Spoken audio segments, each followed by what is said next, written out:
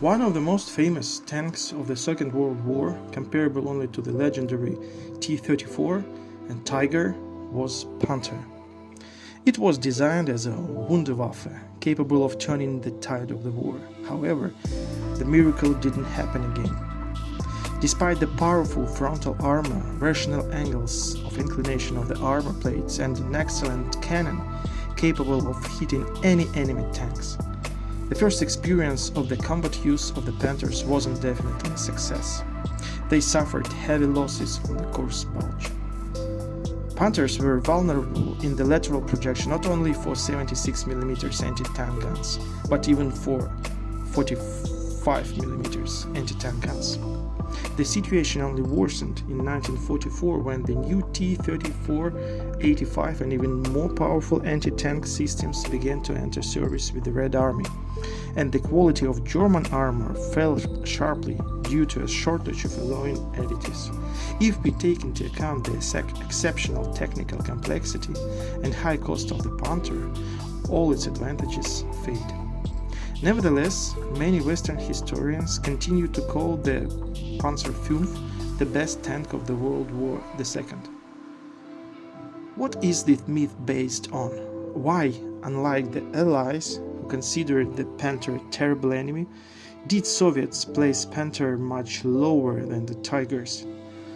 Was it a miracle weapon or an unsuccessful and unbalanced machine that undermined the combat power of the Wunderwaffe? The reason for such disagreement is quite simple. Although the tank had high combat effectiveness, it suffered from numerous so-called childhood diseases, which the designers were unable to cope with until the end of the war. The Panther had excellent frontal armor against which most anti-tank guns of the Soviets and Allies were powerless. The thickness of the upper frontal part of the hull, placed at an angle of 57 degrees, was about 80 millimeters. It was unreachable for the most popular 45mm cannons from any distance, as well as for 10 guns of 76 and 85mm. The defeat of the upper frontal part of the Panther became possible only after the appearance of the BR-365P shell in February 1944. This shell had a tungsten carbide core. In a head-on collision with the Panther, the T-34 had little chance to survive, so the Soviet tank crews used suicidal tactics. They approached the German tank at high speed and hit it on the side. However, the Allies had the same problems. The 75mm guns of Sherman and 57mm Cromwell guns were also powerless against the German Cat.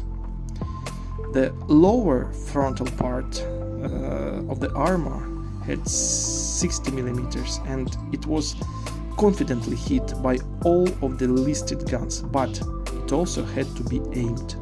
Most guns of the anti-Hitler coalition had no problems with the Panther's thin side armor of only 40mm. In a report from the Kubinka training ground, it was noted that an armor-piercing bullet fired from an anti-tank rifle normally pierced the vertical side plate of the Panther tank from a distance of 75 meters only. Therefore, even light Soviet tanks could cope with the German Cat. For example, in July 1943, the crew of the T-70 tank, under the command of Lieutenant Pavlovich, reported on the destruction of the German Panther tank. The inspection report noted 2 holes in the armor of the German tank from 45mm shells. The Panther received an excellent 75mm gun, which until the middle of 1944 hit the armor of any Soviet and Allied tanks at all real combat distances.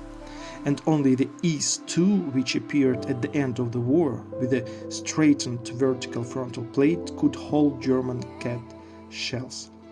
The Allies' Pershing and Sherman jumbo tanks had more or less acceptable protection against this cannon. Soviet tank crews who fought on captured Panthers noted the phenomenal accuracy of the 75mm cannon and the excellent quality of the optics. Within 100 meters you could hit a handkerchief, the gunner said. The Germans gained an even greater advantage when part of Panthers was equipped with night vision devices. This was the world's first use of such equipment on tanks. However, the infrared searchlights installed on the commander's turret made it possible to see only 200 meters ahead and only to the commander, who then told the mechanic where to go.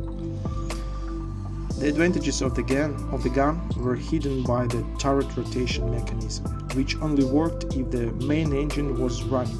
So, at 2500 RPM, a full revolution of the tower was completed in 17-18 seconds, and if the number of engine rotations was less than 1000, then this operation took about 90-93 seconds.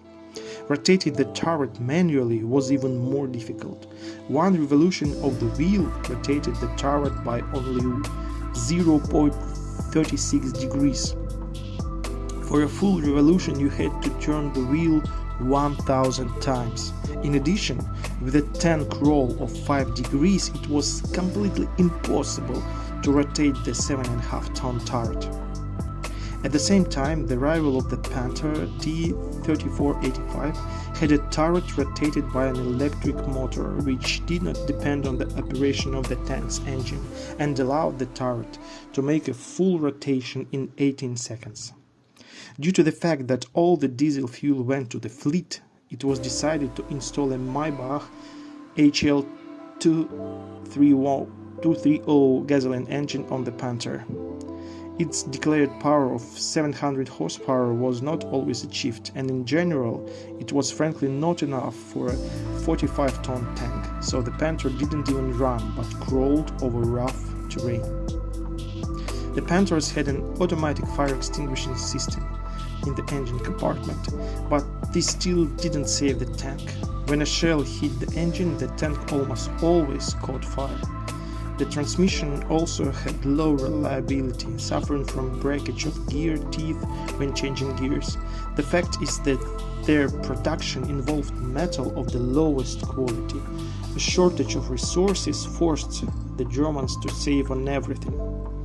Although the Panther's suspension was rather smooth, it was extremely hard to maintain. Replacing the support rollers installed in a checkboard pattern was a real punishment, and if the internal rollers failed, it took about 10 hours to change them. Russian winters revealed another interesting feature of the tank. Snow and wet mud piled up between the rollers and froze in the morning, completely immobilizing the combat vehicle. However, despite all its shortcomings, the Panther was a formidable opponent. Thus, the Allies, as a rule, wasted 5 Shermans to knock out 1 German Cat. For example, in one battle, German tank ace Ernst Barkmann fought with 9 M4 Shermans, and in the end all 9 were destroyed. Another tanker, Franz Faumer, destroyed 9 and captured 4 serviceable M4 Shermans in just one battle in Normandy.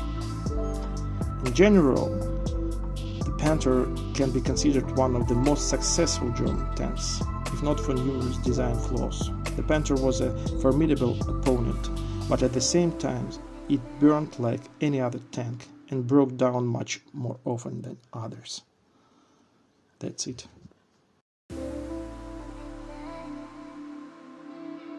Thank you.